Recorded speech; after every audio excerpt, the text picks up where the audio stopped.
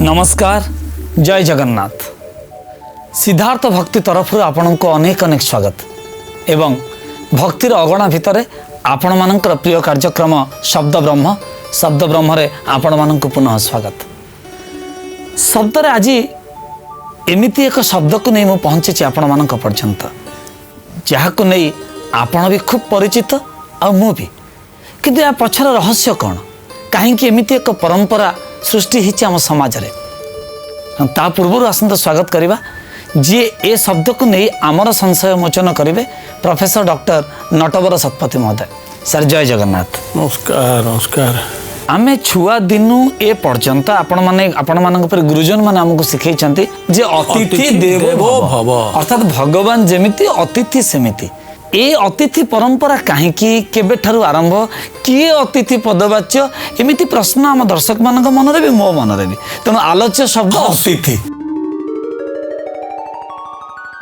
अतिथि प्रति गोटे अद्भुत आकर्षण थाए जेमती मु यही बेस रे पहुँची गले आपण को घरे आपण भाविबे ये गोटे साधु सन्यासी भिकारी गोटे कौन आपण को मन भितर धारणा थिबो बेश पोशाक रूप परिपाटी ये सब विषय रे गोटे आकस्मिक भाव रे देखिले आपण आश्चर्य हेबे एवं मनरे गोटे आशंका आसीबो ये किछि उद्देश्य नहीं कि आसु नाहंती तो ये ग्रहण योग्य तो आपण मने पड़ुथिबो जेतेबेले रावण गले सीता को अपहरण करबा पाई से जो बेसरे जाइथिले सीता भाबिथिले कौन सन्यासी साधु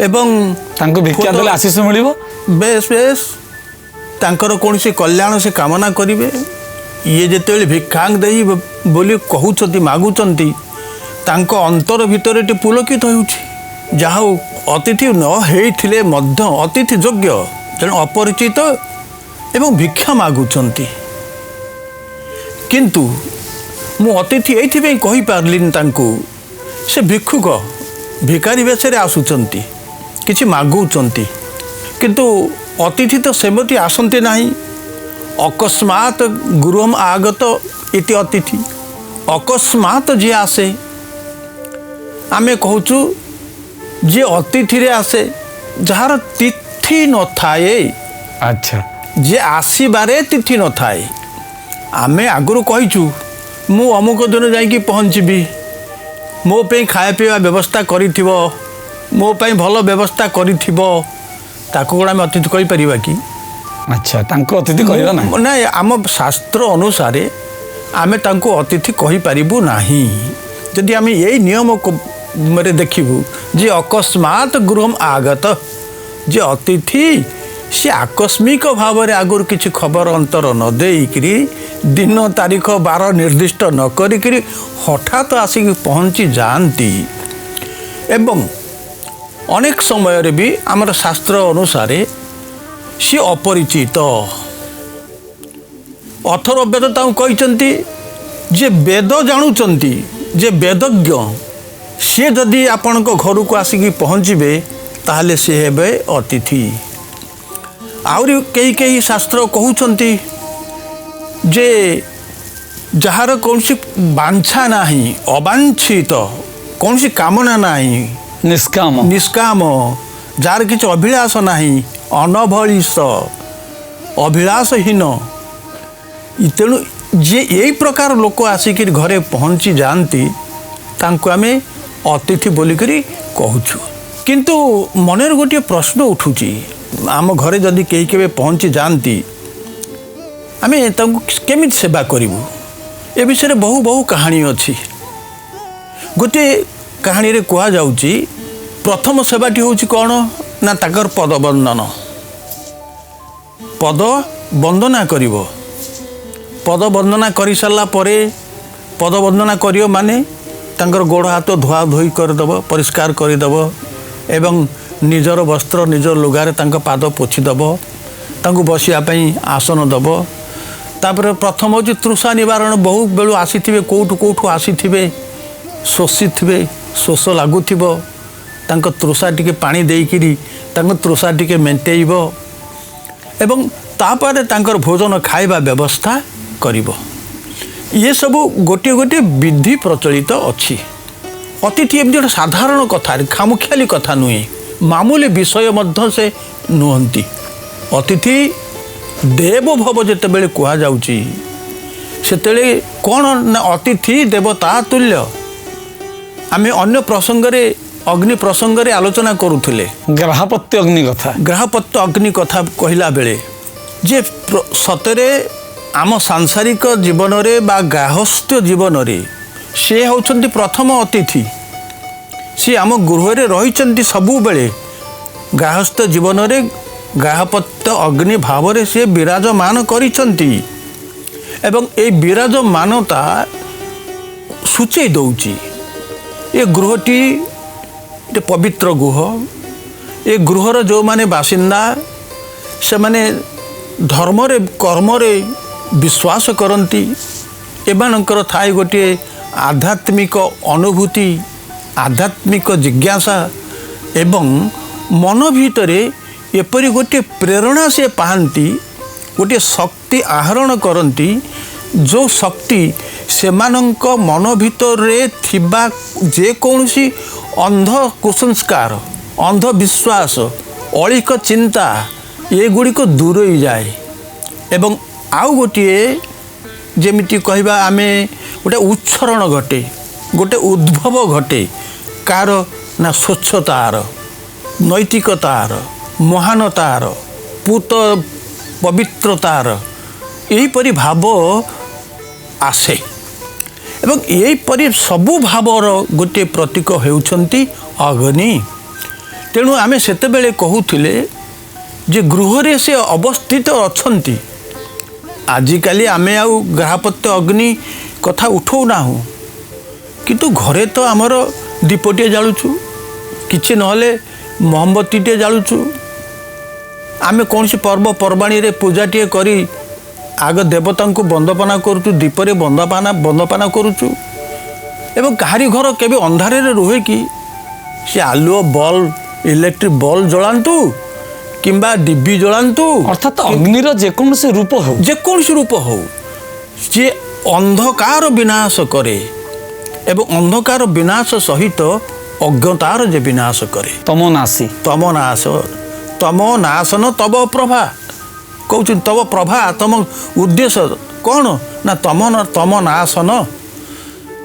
तम नाशन करवा जदि अग्निकर उद्देश्य हुए एवं से अग्नि को आमे आनी घरे स्थापन करी प्रथम अतिथि बोलिकी कहूँ सी सबु बेले मो घर विद्यमान अछंती।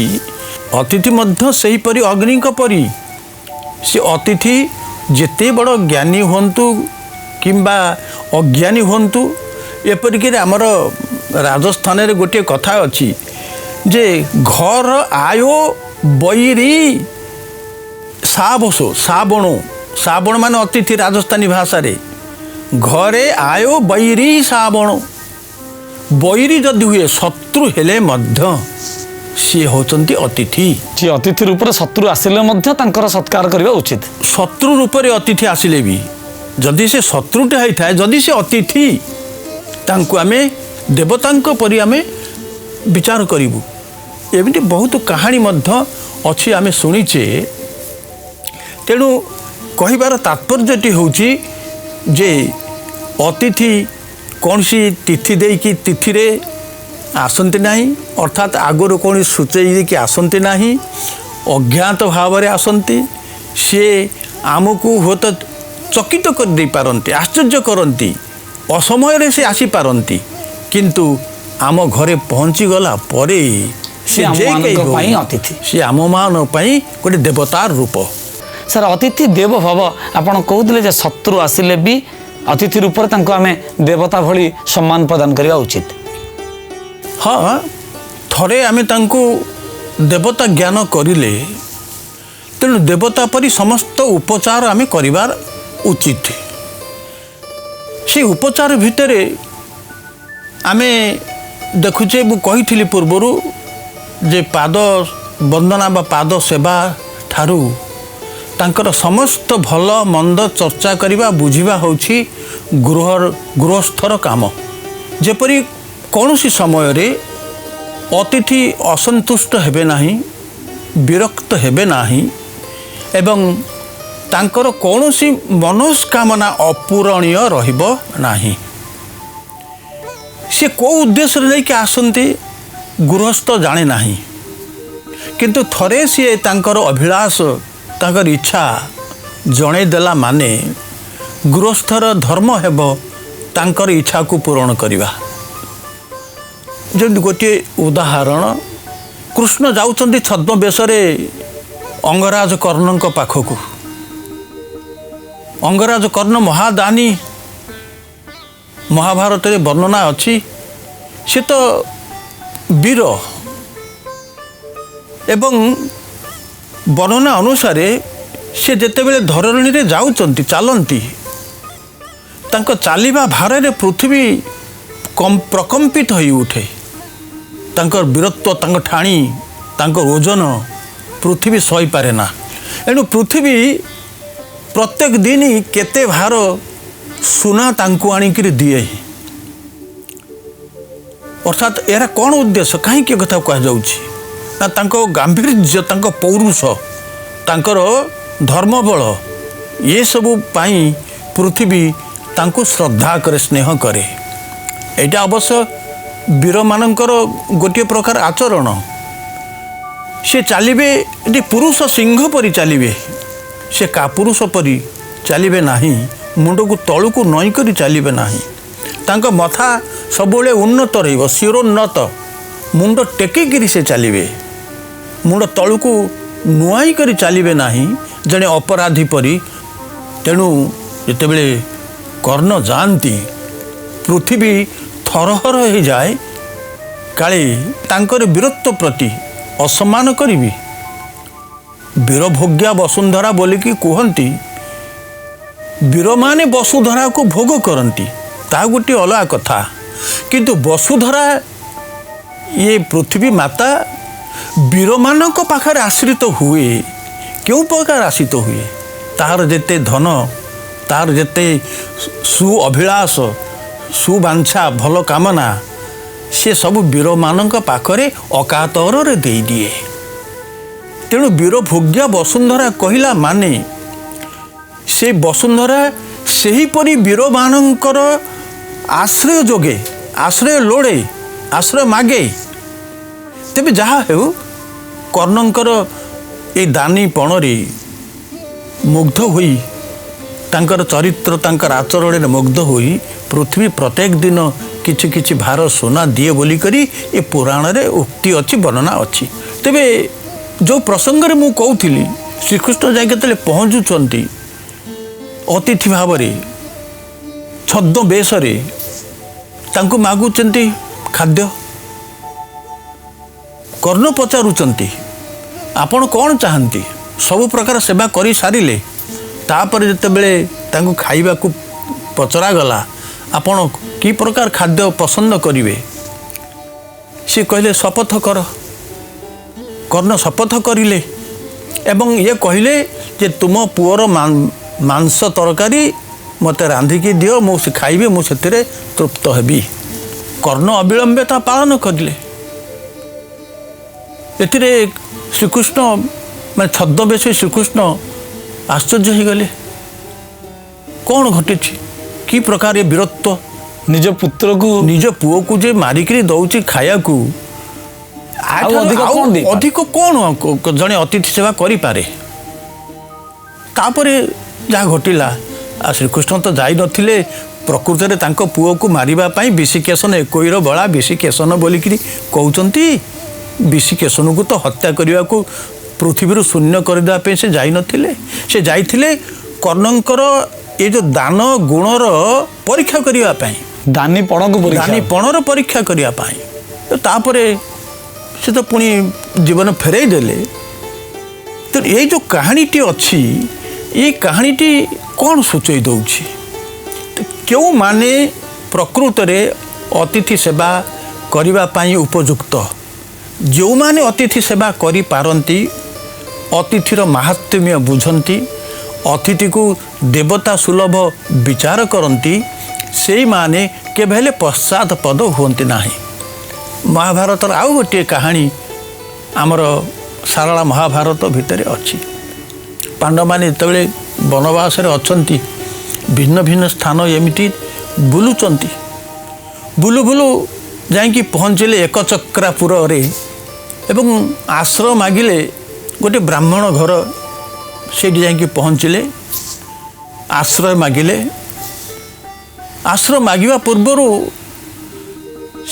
ତାଙ୍କର ଘରଣୀ ବିଷ୍ଣୁ ପଣ୍ଡା ନାମରେ ସେ ପଣ୍ଡା ବ୍ରାହ୍ମଣ, ତାଙ୍କ ଘରଣୀ ଅତିଥିମାନଙ୍କର ପରିଚୟ ମାଗୁଛନ୍ତି, ସେ କିଏ ବୋଲିକରି, ଆପଣମାନେ କିଏ, ଏ କଥା ଯେତେବେଳେ ସେ ପଚାରି ଦେଉଛନ୍ତି, ସେତେବେଳେ ପ୍ରତିବାଦ କରୁଛନ୍ତି ବିଷ୍ଣୁଙ୍କର ପଣ୍ଡା, ତମେ ଏମିତି ପଚାରିବା ଉଚିତ ନୁହେଁ। ଅତିଥିମାନଙ୍କୁ ପରିଚୟ ପଚରାଯାଏ। ଏ ସୌଜନ୍ୟର କଥା ନୁହେଁ, ଏ ଅସୌଜନ୍ୟ କଥା।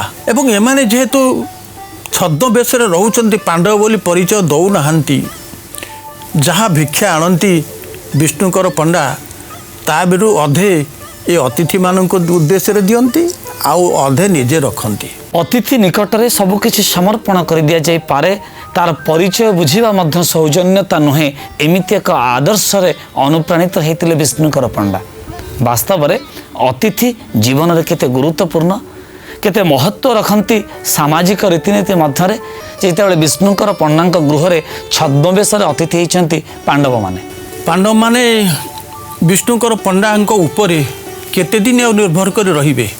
କାରଣ ତାଙ୍କ ଭିତରେ ବଡ଼ ପେଟୁଆ ହେଉଛି ଭୀମ। ଯାହା ସେମାନେ ଦିଅନ୍ତି ତାର ଅତି ସାମାନ୍ୟ, ଅତି ଯତ୍କିଞ୍ଚିତ କହିଲେ ଚଳେ। ଭୁଜା ଚୁଡ଼ା ଖାଇବା, ଯାହା ତାଙ୍କଠାରୁ ଅନ୍ନ ଚାଉଳ ଆଣି ଏସବୁ ଖାଇବା ଅବସ୍ଥା ପ୍ରାୟ ସେୟା। ଭୀମଙ୍କର ବହୁତ ଖାଦ୍ୟ ଦରକାର। ତେବେ ପାଣ୍ଡବମାନେ ଭିକ୍ଷା କରିଲେ ଓ ଭିକ୍ଷା କରିକି ଚଳିଲେ। କିନ୍ତୁ ଥରେ ସେ ଘରେ, ବିଷ୍ଣୁଙ୍କର ଘର ପଣ୍ଡାଙ୍କ ଘରେ ଥରେ କାନ୍ଦ ବୋବାଳି ପଡ଼ିଗଲା। ଏମାନେ ପଚାରୁଛନ୍ତି ଯେ କ'ଣ ଘଟଣା ଘଟିଛି? କିନ୍ତୁ ବିଷ୍ଣୁଙ୍କର ପଣ୍ଡା ଗୋଟେ କଥାଟି କହୁଛନ୍ତି ଯେ ଏମିତି ଗୋଟେ ଅସୁର, ବକାସୁର ବୋଲିକିରି ଅସୁର ଅଛି ଆମ ନଗରରେ। ସିଏ ନଗରରେ ଯେତେବେଳେ ଦୌରାତ୍ମ୍ୟ ଆରମ୍ଭ କରିଲା, ନଗରବାସୀ ତାକୁ ଗୋଟେ ପରାମର୍ଶ ଦେଲେ, ତୁ ଆଉ ଦୌରାତ୍ମ୍ୟ କରନା, ଆମେ ପ୍ରତ୍ୟେକ ଦିନ ତୋର ଆବଶ୍ୟକ ଖାଦ୍ୟ ଆମେ ତୋ ପାଖକୁ ପଠାଇଦେବୁ। କେତେ ପ୍ରକାର ଖାଦ୍ୟ ପଠାଇବେ ନା, ଶଗଡ଼େ ପିଠା, ଗୋଟିଏ ଲୋକ ଆଉ ଦୁଇଟା ବଳଦ। ଶଗଡ଼େ ପିଠା ଯିବ, ଦୁଇଟା ବଳଦ ବହିବେ, ଆଉ ଜଣେ ଲୋକ ନେଇକି ଯିବ। ଇଏ ଯାହା ସବୁ ଯିବ, ଇଏ ସବୁ ସେ ବକାସୁରର ଆହାର ହେବ, ବକାସୁର ତାକୁ ଖାଇବ। ମାନେ ମଣିଷ ସମେତ ଅସୁର ମଣିଷ ଖିଆ ଆମେ ଜାଣିଛୁ। ତେବେ ଏତେ ବ୍ୟବସ୍ଥା ହେବ, ତାପରେ ବକାସୁରର ଶାନ୍ତି ଆସିବ ଏବଂ ସେ ଖୁସିରେ ରହିବ, ଆଉ ନଗରକୁ ଆସିବ ନାହିଁ, କ୍ଷତି କରିବ ନାହିଁ। ଏସବୁ ବ୍ୟବସ୍ଥାଟି ପ୍ରଚଳିତ ଥିଲା। ଏଇ ପାଣ୍ଡବମାନେ ଥିବା ଅବସ୍ଥାରେ ବିଷ୍ଣୁଙ୍କର ପଣ୍ଡା ଘରେ, ତାଙ୍କରି ଘରେ ପାଳି ପଡ଼ିଲା। ପ୍ରତ୍ୟେକ ଦିନ ଜଣେ ଜଣେ ନଗରବାସୀ ଦେବେ। ତେଣୁ ସେଇଦିନ ଆସି ପଡ଼ିଲା ବିଷ୍ଣୁଙ୍କର ପଣ୍ଡା ଘରର ପାଳି। ବିଷ୍ଣୁଙ୍କର ପଣ୍ଡା କ'ଣ କରିବ? ସରେ ଦରିଦ୍ର ବ୍ରାହ୍ମଣ, ସେ ପିଠା ଶଗଡ଼େ କେଉଁଠୁ ପାଇବ? ଶଗଡ଼ଟା ଆଣିବ, ପୁଣି ଅସୁବିଧା ହେବ କ'ଣ, ତ ଲୋକକୁ ଜଣେ ପଠାଇବ। ଏତେ ସବୁ ଭାଳେଣି ପଡ଼ିଗଲା। କନ୍ଦାକଟା କରିଲେ, ସ୍ୱାମୀ ସ୍ତ୍ରୀ କନ୍ଦାକଟା କରିଲେ। ତାପରେ କୁନ୍ତି ପଚାରିଲେ କାରଣ କ'ଣ? ନା ଏହିପରି କାରଣ। ନା ତୁମେ ଏତିକି କୌଣସି ଚିନ୍ତା କର ନାହିଁ, ତୁମେ ତୁମର ପିଠା ଆଉ ଶଗଡ଼ଟିଏ ଚେଷ୍ଟା କର, ତାକୁ ଯୋଗାଡ଼ କର। ନା ଅବଶିଷ୍ଟ କଥା ମୁଁ ବୁଝିବି। ଯାହା ହଉ, ବିଷ୍ଣୁଙ୍କର ପଣ୍ଡା କୌଣସି ଉପାୟରେ ପିଠା ଶଗଡ଼େ ଆଉ ଶଗଡ଼ଟିଏ ତିଆରି କରିକି ଆଣିକି ଘରେ ପହଞ୍ଚାଇଲେ। ଘରେ ପହଞ୍ଚାଇ ଦେଲା ପରେ ଏ ପାଞ୍ଚ ଭାଇଙ୍କ ଭିତରେ ଗୋଟିଏ ରହିଗଲା, ମାନେ ଖେଳିଗଲା, ମାନେ ସନ୍ଦେହ ଖେଳିଲା ମନରେ। ଗୋଟେ ହେଲା, ମା କାହାକୁ ଦେବେ, କିଏ ଯିବ ଶଗଡ଼ ବାହିକି ନେବା ପାଇଁ? ସମସ୍ତେ ଏମିତି କୁଚୁମୁଚ ହେଉଥାନ୍ତି। ତାପରେ କୁନ୍ତି କହିଲେ, ଭୀମକୁ ନିର୍ଦ୍ଦେଶ ଦେଲେ, ତୁ ନେଇକି ଯିବୁ। ଏହି ସମୟରେ ଆପଣ ଦେଖିବେ, କାହାଣୀରେ କହିବାର ଉଦ୍ଦେଶ୍ୟ, ବ୍ରାହ୍ମଣ ଘରେ गोटे कांद बोबाली पड़गला एमाने कुंतीकर गोड़ धरिक कांदिला परी कहले तमे माने मो घरे अतिथि तुम मानक भितर तुमर गोटे पुओ ताकू असुर मुह को ठेलीदेव ये कथा आम सही पार ना धर्म विरोधी धर्म विरोधी होउछि बरं आमे स्वामी स्त्री उभय जीवु कारण जनक बिना आउ जणे बंची पारिब ना तेणु आमे बरं दुई जण जीवु एथिरे तुम पुओ को पठाना यह कहीकि आंको बहुत अनुरोध करिले भीम जो भली पिला जो भली लोक सी दांत रगड़ी थाए तार खुशी ये पिठा सगड़े नहीं जीव सब जगह निजे खाइबे सब जगह निजे खाइब असुर को मारिब यही जो तार आग्रह ता मन में उद्दामता भीम से को रागिकी उच्छन तेबे जहा हेउ कौन सी प्रकार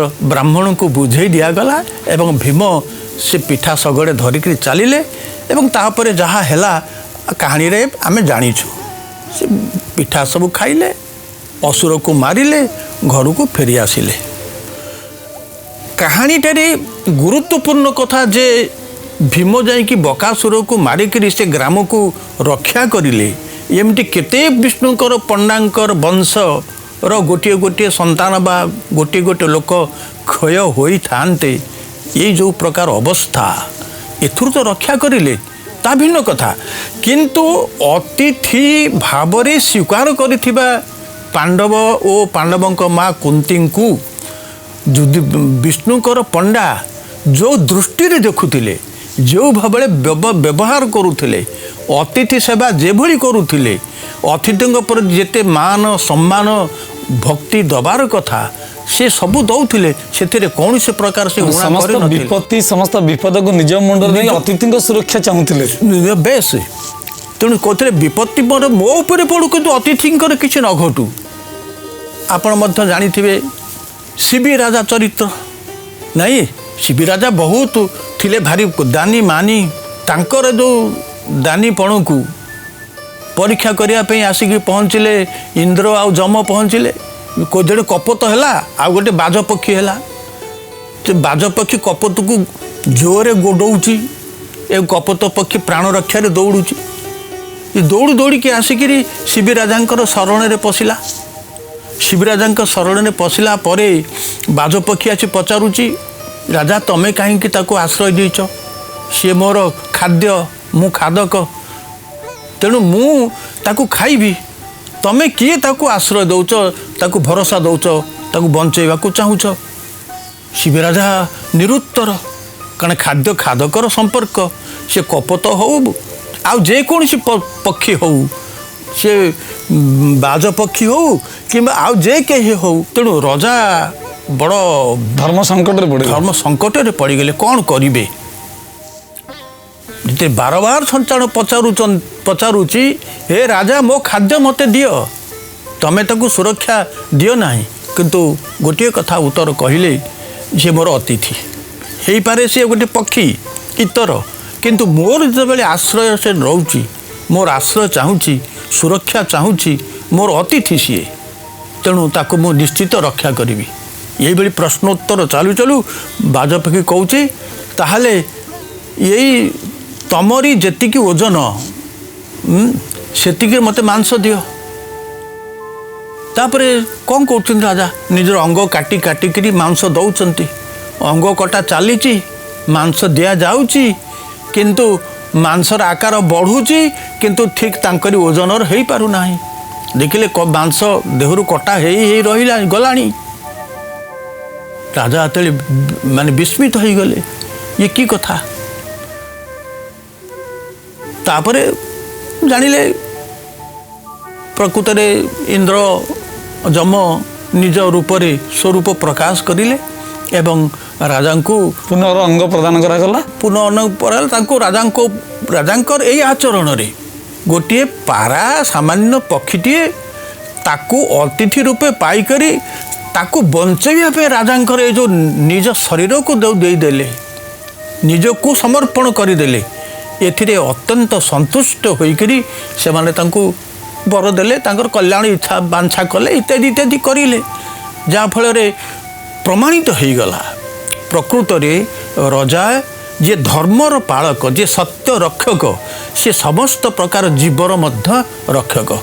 जीवन में अतिथिंकर भूमिका जे निहाती भाव में गुरुत्वपूर्ण एवं पुण्य प्राप्तिर आउ एक पथ होची अतिथि सेवा। आज आलोचन ए निष्पत्ति आम निश्चित भाव में पहुँचले।